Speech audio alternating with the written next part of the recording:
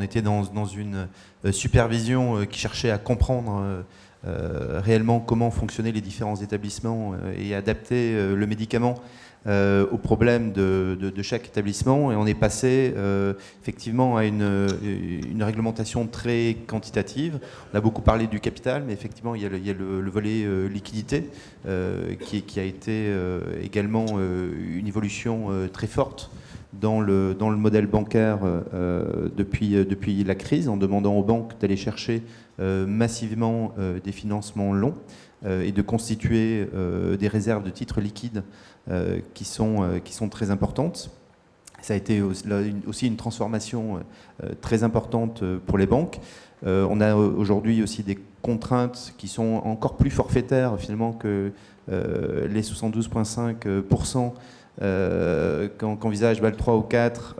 avec le ratio de levier qui est encore plus brutal, hein, puisque finalement là on prend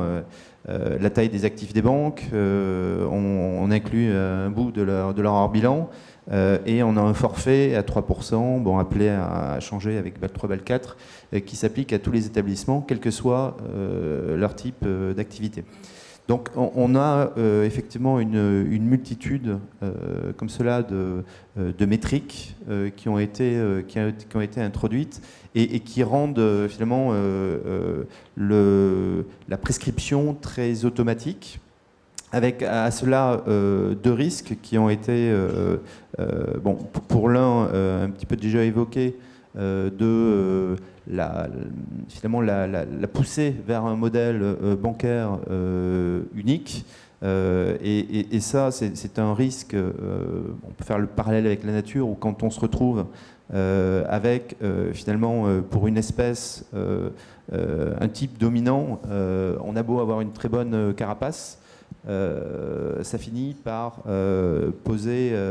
un problème à l'espèce de risque d'extinction majeure, mesure où on ne sait jamais quelle va être l'origine de la prochaine crise, et la carapace qui aura été constituée peut s'avérer totalement inopérante pour lutter contre la nouvelle menace. Le deuxième risque qui va avec cela est l'intensification de la communication autour de toutes ces métriques. Donc, on a beaucoup parlé donc, de cette intensification de la réglementation, de l'ensemble des critères qui sont imposés, mais il y a aussi avec cela un culte de la communication à outrance qui, du coup, abreuve les marchés financiers de ces métriques et peuvent créer des angoisses en cas d'évolution à la baisse des ratios de solvabilité des banques, des ratios de liquidité des banques, qui vont être générateurs d'un cercle vicieux qui finalement va provoquer par mouvement de panique une poursuite de la dégradation des ratios de ces établissements. Et donc on a beau avoir construit une très belle digue, une très belle ligne Maginot,